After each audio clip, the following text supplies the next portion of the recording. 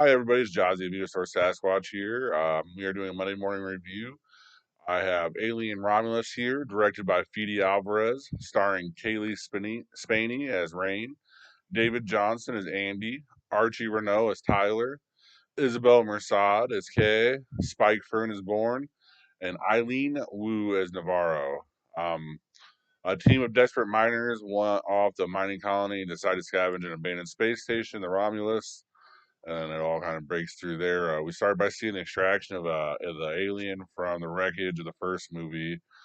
We are 2 decades removed here. We find out from the original movie.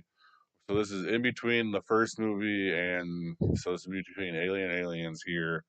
And we go into the spacing mining colony there, where we find out there's 0 days of sunshine or whatever during the whole year. So you can imagine if a xenomorph got on right on that island, they'd just mess it up because they hunt it dark and everything. But it's a good setup here. We wake up. Rain is sleeping. She wakes up where she had a dream where she had the light in her face, sunlight in her face, which goes into this.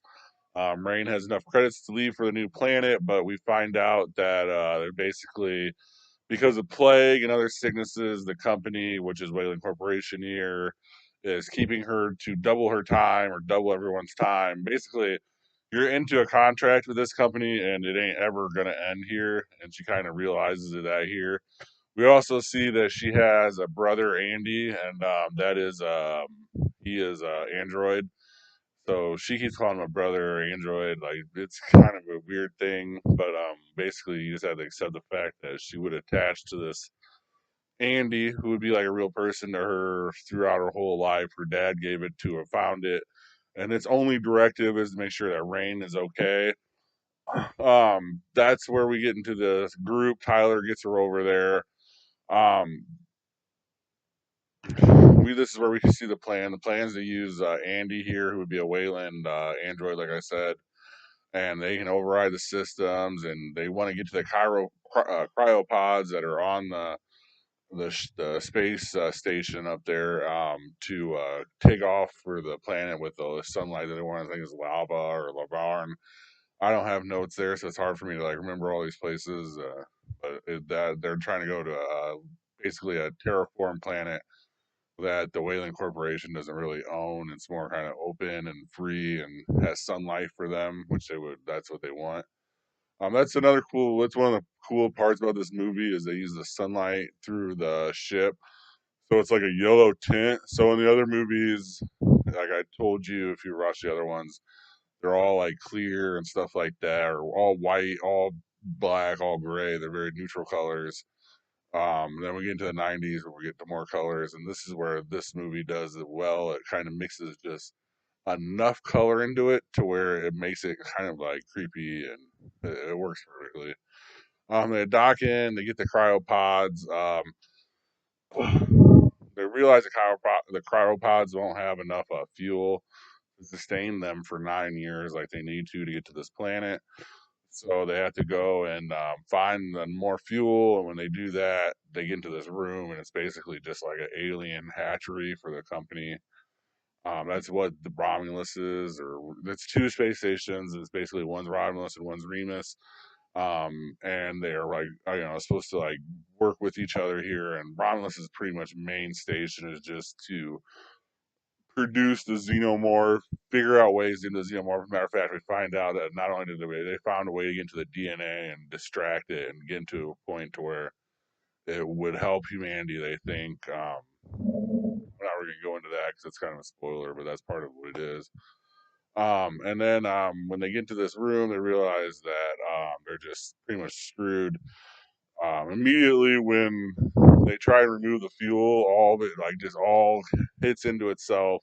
They have to change out Andy's little chip thing, and basically when they do that, it changes his directive. He eventually is just a moving android for the company, which is like it's funny how we watch all these horror movies and all this, and we see like the scariness of what AI can be, and like none of them have good. Maybe one movie I can think of, which was AI back in the day with Robin Williams.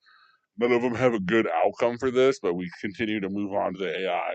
in computer operated systems for whatever reason. It's just kind of funny.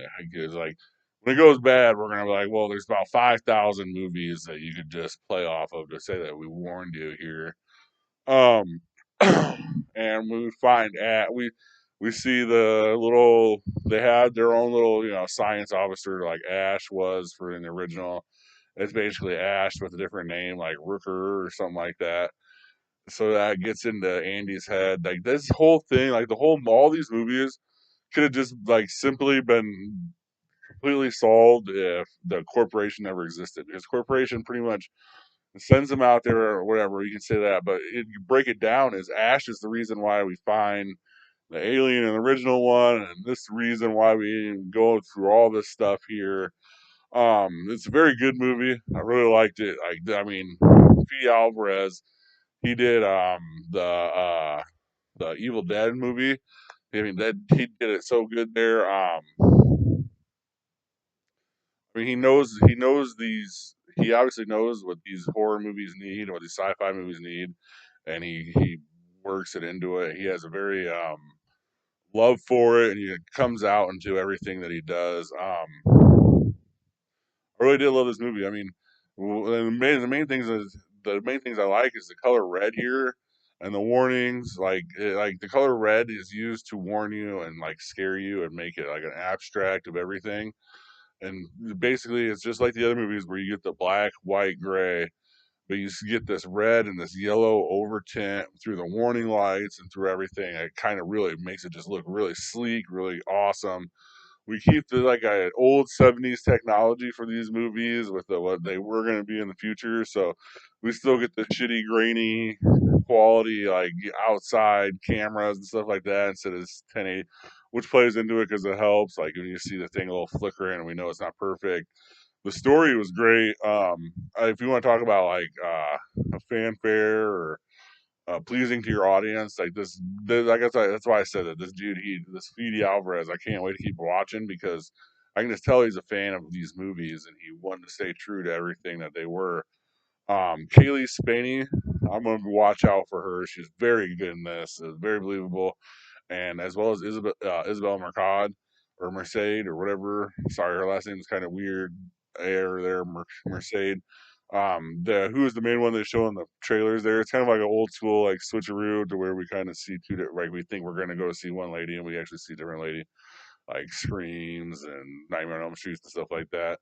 But I mean, it's freaking good. It's a freaking good movie. Like the visuals on it, the aliens, the xenomorphs, all this, that all brings into it. I gave it a sci-fi grade of an A, overall grade of an A.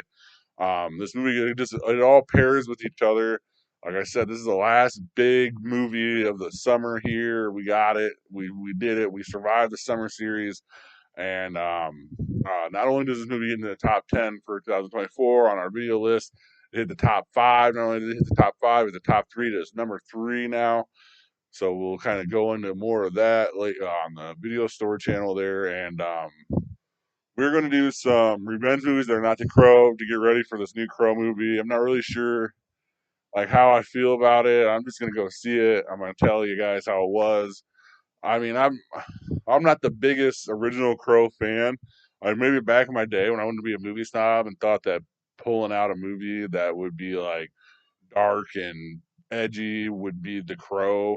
Like, oh yeah, you gotta go see The Crow. And since I've grown up and I kind of realized what it is, like a lot of it, and I hate to say it, is just Brandon Lee passed away, so a lot of it's just myth and lore. These other movies that are involved with The Crow are not very good, but that's just my little Crow rant here.